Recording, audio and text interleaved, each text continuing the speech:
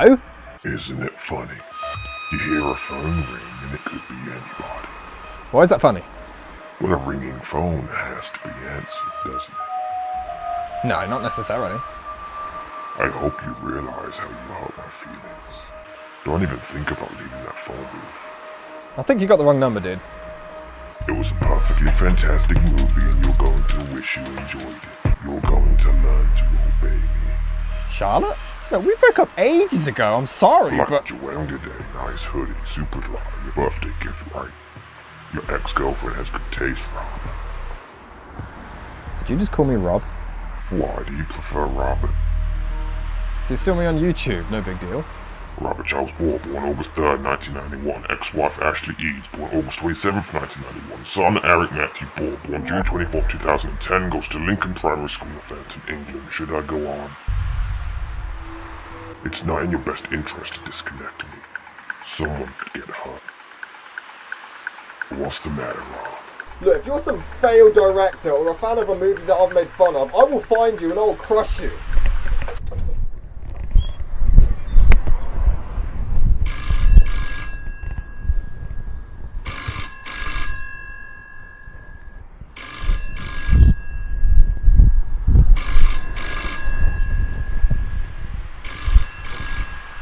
What do you want from me? Just do a review for me. That's it? You've ripped apart so many great movies that I hold dear to me, so I think it's only fair I subject you to one, don't you? Name it. The Telephone. You mean that mediocre film with Kim Basinger and Chris Evans? No, that was Cellular. The one with Colin Farrell? That was Phone Booth. The one we're parodying right now? Yes, that's the one. Okay. So, which one's The Telephone? It stars Whoopi Goldberg, Elliot Gould, John Hurt, and is directed by Reupload. Oh, I know that film.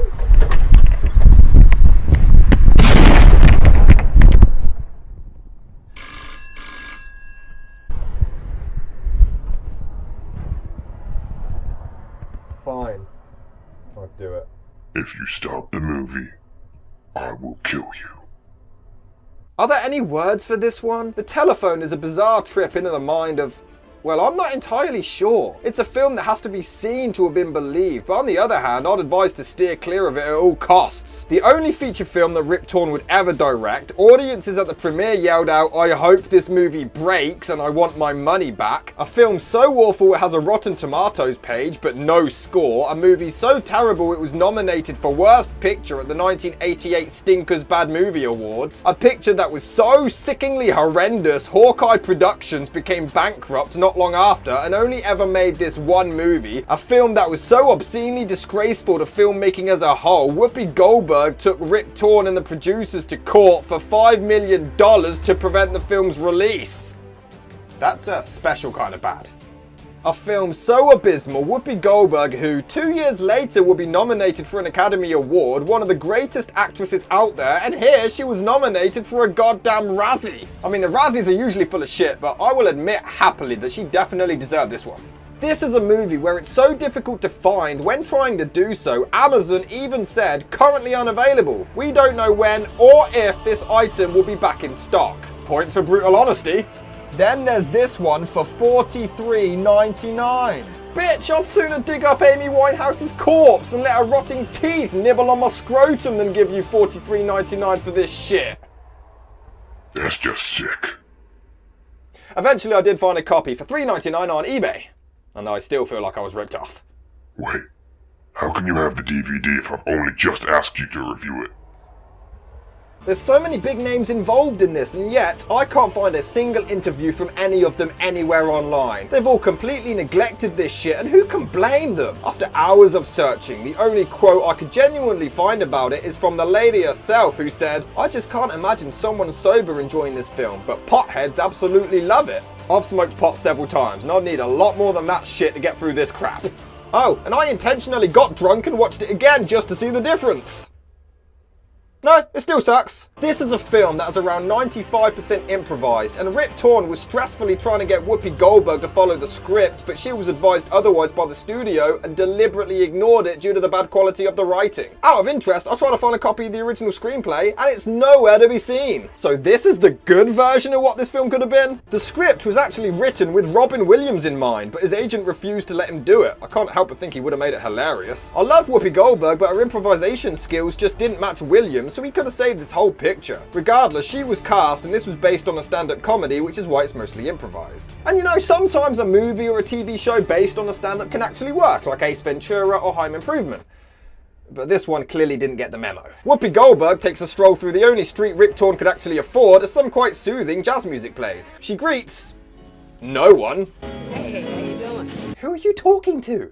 Before bumping into her neighbour, Guillermo del Toro. Despite his fine knowledge of films, he still has yet to comprehend the ability to make a script sound natural. Glad to see you. I've got to go to a costume fitting and I need a couple of bucks. Maybe this film will surprise me. Maybe it'll be so bad it'll be highly entertaining.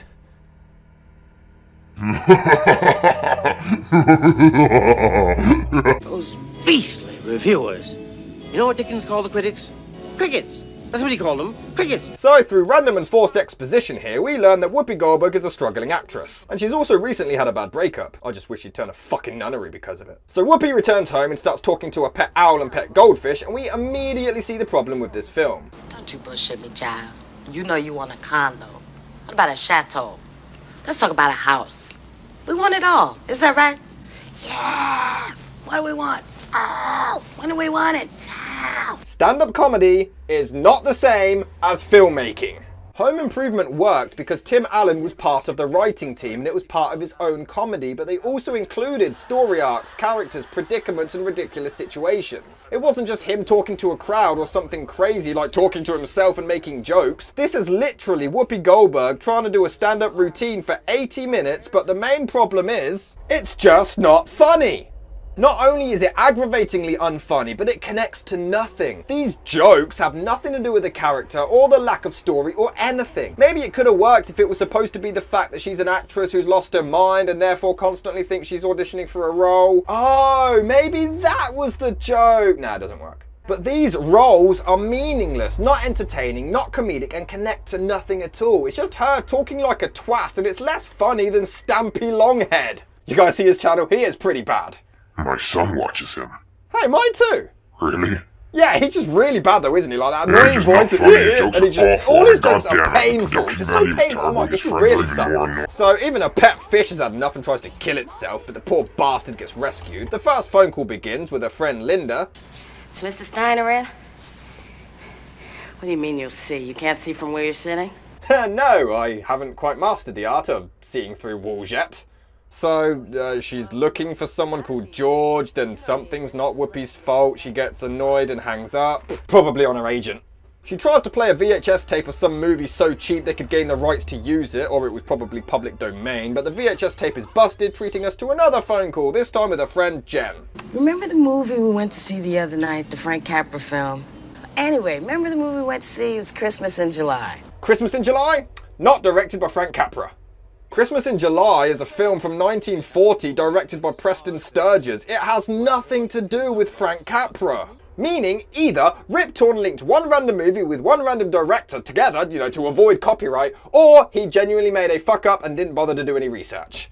And do you know what the pathetic thing is? This has two screenwriters, one of which actually wrote music for some of the biggest movies of all time, and the other one wrote Dr. Strangelove. Yeah, the writer of The Telephone has a movie in the 1001 movies you must see before you die. Blow me. Yeah. KY Madness. No, it's a joke. It wasn't called K... Well, you know what KY is. You never heard of KY Jelly Jam? It's a lubricant. No, it's a sexual lubricant. I can't believe you. Do you think Frank Capra would really make a film called KY Madness? No, but it was a joke. You know you've got a great sense of humor when you are literally explaining to the audience why it's funny. With Jimmy Stewart and Donna Reed. Yeah, and a great backup cast headed up by the late, great Burt Marshall. Yes. You mean It's a Wonderful Life? You're confusing one of the most famous movies of all time with a lesser known film with a completely different plot. In fact, wait a minute, this isn't It's a Wonderful Life anyway. So she's confused yet another movie. What is wrong with these people? The fact is, when Whoopi Goldberg signed on for this film, she was agreed total control of the final edit of the picture, which Rip Torn later changed his mind on, which is what led to the lawsuit. So he edited this film himself and deliberately kept this in. Or is this a joke? Because I don't get it. It's not delivered like it's a joke. There's no punchline. There's nothing humorous. There's no additional joke. What? She got the film wrong. So what? What was the... Do you know the joke? Yeah, of course I do. Alright, what is it? Shut up! She explains the tape is broken and she vows to go down to the tape store and kick some ass. I'm gonna kick some ass. What? Southern? This ain't no Southern accent. This is what they call Texas accent, the Great Southwest. Which is Southern. I don't even know why I'm trying to make sense out of this. These segues are random and not funny. Jen? Thanks. Wait, what's with the music? Is this an emotional moment? She was just ranting about why her boyfriend left her and then thanked her friend. You know we're only 12 minutes and 45 seconds in. I could write a book with everything that's wrong with this movie and we're only 12 minutes and 45 seconds in. I hope you bought more change for this, Carl. Oh yeah, shit, hold on. Wait, you called me. Why am I putting more... More Okay. So she phones up the video store. Still milking this plot point, huh? Okay, I'll buy it. Whatever gets me to the credits faster. She threatens the police force before calling an operator to give her a number for 911. Ha ha ha ha ha ha ha. So original, such a creative joke. No one's ever done that before. The sad thing is, this movie came out around the time this joke was relatively new, so I've lost all faith. What do you mean Capra never made a film called Christmas in July? What are you, some kind of Capra nut? So they know? So what's the joke? I don't get the joke. Someone tell me. Wait, I think I've got it. The joke is, she got it wrong. But that's not funny. That's not funny. That's not funny. The cop call ends and then Whoopi starts raiding a house for cigarettes, realizing she has only one left. We have one cigarette. Oh no! My chances of lung cancer are diminishing! Apartment 4 2B? Yeah, as in to be or not to be. Right. Yeah, as in funny or not funny. I love how proud she is of that joke as well. This is embarrassing. So she rings up her local store and asks for a delivery of cigarettes, before realizing that's a ridiculous request and adds a load of groceries onto the order as well. We then get some, I guess, attempts of stand-up to do with the groceries. Is any of it funny? What else would you recommend? A joke, perhaps? These are just words. They're just... Hello, Delhi. You say New Delhi and I say Old Delhi. What's that? Oh, you don't... Oh, it's a song, don't worry about it. And she called someone else racist? Yes, fraudulent practices, Mr. Racist Man. What? These aren't jokes. These are just words, sentences. No jokes, no attempts at jokes. I don't understand what's happening. You know how in Good Will Hunting there's that one scene that Robin Williams improvised so well Matt Damon was actually crying with laughter? The scene that was so funny and unplanned you could see the cameraman even shaking from laughing so hard. And then you get this. I can't help but notice the deathly silence. I'm just picturing everyone in the studio watching, completely quiet, wondering if this is actually a comedy. And you have the good peel off of Calcutta. It's very funny. Peel off of Calcutta. That's what most people Calcutta do. They peel off. Yes. Oh. Do you have a good ripe mango fruit? You know, it's the fruit of great passion. Or perhaps you know this. Yes, you do. What a smart young man you are. Would you say that you were endowed like a pigeon? Or more like a hawk? Would you liken your endowment to that of a gazelle or that of a donkey? She's talking about animal genitals. What's funny? Dog dick, rabbit crotch, elephant vagina. What is the joke? Surprisingly, they hang up on her. No clue how they kept on the line as long as they did anyway. And then Whoopi decides to prepare some food. Welcome to the house of Yap. Lang lang lang. What? Where we all make Japanese friendships. Lang lang lang. Miss Anti-Racist strikes again. Off he go to war one day, saying to honorable wife, "Don't get nookie without me." She said, "How can I keep myself together?" He said, "I don't care. I put chassis belt on you." That's what he did, ladies and gentlemen. Chassis belt. Chelsea Bell would have very one specific strange thing. I love how she almost broke character from laughter right there. I'm glad somebody found it funny. So then he look up on hill and see only one honorable man standing penis erect in place. Lang lang lang. What are you saying? La la lang, la la lang, la la lang. What the fuck? La la lang, la la lang, la la lang. Thankfully, her Asian neighbour starts banging on the walls, telling her to shut up. Probably an actual local who saw the script. Well, let me tell you something, honey. It just so happens that I am entertaining here tonight. I'm glad you think so. Well, I don't understand what's the matter with her. Please, contestant, don't start. Well, I think it's very disgusting of you to come in and... Can I go now? Hello? Oh, my bad. What did I miss? Pain. La la lay.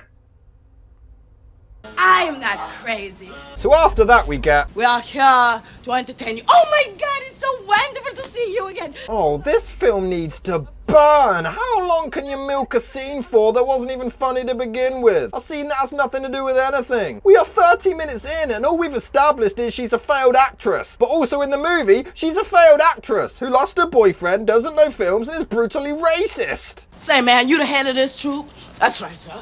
Well, come on and give me some here. Shit, that's some funny shit. Leroy, stop. What are you talking about? Answer me! Thank you very much. So she does weird voices, talks to herself, telling stories that have nothing to do with anything, don't make sense, aren't funny, and for the first time in my life make me want to punch Whoopi Goldberg upside the fucking face. We hear a crash outside, probably the remaining cast and crew topping themselves, and this on the wall is a tally of suicides caused before she phones up Miss Buttersworth about her overdue phone bill. She freaks out at the price. Well, if you made a movie that actually made a profit at the box office. I don't understand it anyway. For a woman who can afford rent, 2 pets, cigarettes, electricity, running water and food, how come she can't afford a phone bill? I don't care how shit an actress she is, how much a bill could she possibly rack up? Anyway, she rings Jen back up, moans about the bill, bitches about her ex Larry, he's a douchebag. Trust me, honey, I can see why he left you. She hangs up on Jen and then we get... Top of the evening to you, darling priest. Who am I speaking to? Father Dwyer. More unfunny racism. The fuck is wrong with you? This can't be real. Why did Whoopi Goldberg file a lawsuit for this? She wanted control over the final edit. How could any edit save this unless you dub over her genuinely funny stand-up? So she talks to a priest about some confession before sexually harassing him until he hangs up, which is funny, I guess. And then the movie literally gives up. We sit and watch some other film. Yeah, even Rip Torn said fuck it. Yeah, he ripped up the script. Oh look, more actors. So we then see the next death of her career, Elliot Gould. Why? Did you lose a bet with Ross and Monica? Elliot is some casting agent and he's got an actress with him played by Amy Wright. Yeah, the chick from Deer Hunter. How are you tricking all these people? They need to use her phone, but she claims she's waiting for an important call, so they decide to wait. Well, maybe these two characters will save it. You know what your problem is, kiddo? Come here. You don't even know how to be nice to the producer.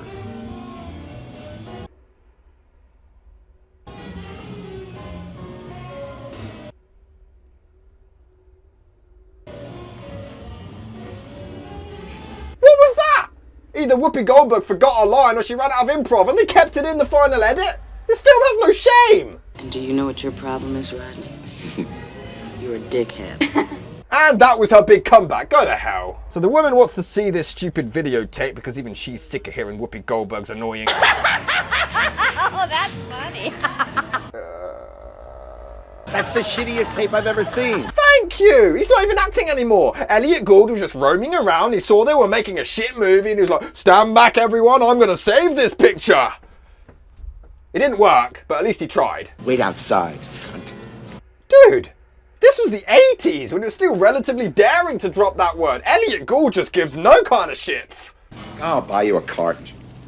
Thank you. That's so Caucasian of you. Racist! Everyone else is racist. Racist, racist. So he finds the tape offensive for some reason. And to be fair, he's such a smug arsehole. He's incredibly entertaining. Attitude, girl. The correct attitude. Look at that grin. He's really making a difference here. So she scares him off by farting on him. Okay, whatever.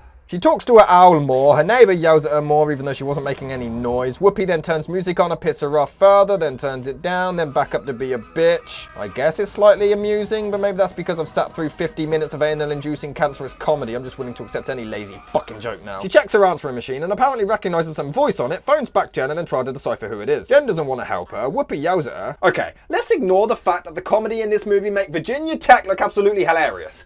Why are we supposed to like this woman? When you make a one-man or a one-woman show, you gotta give us something. Phone booth, yeah, Colin Farrell was a douche, but by the end of it, he learned the error of his ways and was a changed man. Buried, Ryan Reynolds was a very genuine and likable character, so you wanted him to make it out alive. Here, she's a hypocritical racist who blasts her music to upset neighbours, sexualizes religious folk, wastes police time with a fucking VHS tape, and talks to her friends like shit. Yeah, I want her to come out on top. I haven't slept for a couple of days now, you know that? No, I haven't. No. I've been sitting around trying to figure out what's going on this machine, see, but I don't have any friends anymore. I'm not fucking surprised! So we get more bitching about her ex-boyfriend Larry. Whoopi stands around trying to think of a plot before we see a Christmas tree that was never there before. This movie fails at even the most simplest of things. Like, having a Christmas tree there the whole movie. You're set in one location, it's not hard! She takes the phone to the toilet where the script was discovered and oh my god! If I didn't know better, I'd think you were looking for a chicken licker.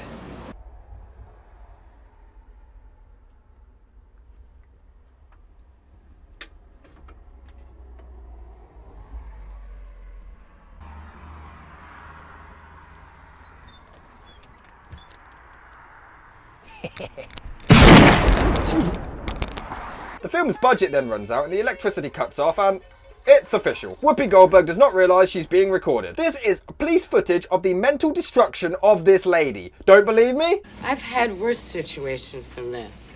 I have overcome shit that no one would ever believe. God. Why have you forsaken me?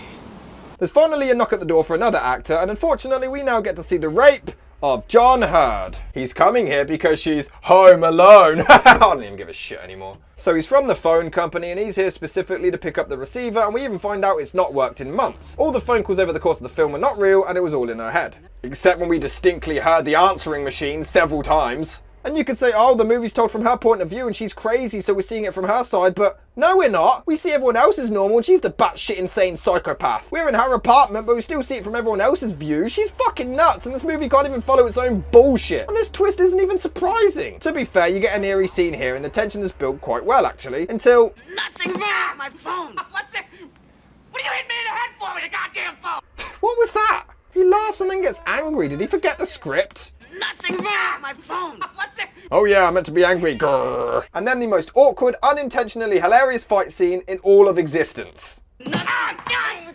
What the hell's the matter with you? You didn't the goddamn fucking phone! With your goddamn phone! What's the matter with you? You got anything to say to this? I got nothing. But it does bring us this little gem of a line. You kill me for a telephone?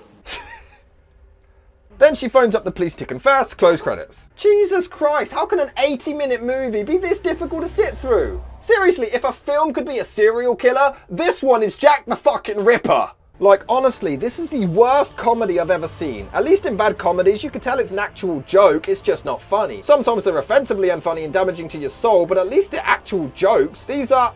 I don't even know what these are. There's no plot and the scenes just drag on with nothing happening at all. The idea of a corrupt crazy lady in an apartment as we travel through her psyche through difficult time is actually a brilliant concept and given the right talent it could have worked. I believe Robin Williams would have nailed it as he's played this role before and so well. Rip Torn actually took a cut of Whoopi Goldberg following the script to the Sundance Film Festival and it was actually well received, so maybe there was something good there beneath, but we'll never know. It just means he's to blame then because he edited the final cut. It's just filler with unintentional humour and a really unlikable protagonist. The neighbour at the start is funny for all the wrong reasons. Elliot Gould is an entertaining douchebag and it does have some nice and calming jazz music throughout. Whoopi Goldberg's acting is actually good at points, mainly the start and finish of the film. The crazy parts is where it gets unbearable and I'm just at a loss as to who to blame for this. She didn't write it, but she ignored the script and improvised, but the studio told her to. I don't even know. It's just one of the worst I've ever seen. It really is. There, you happy now? No, I've changed my mind. Oh, come on, you son of a bitch.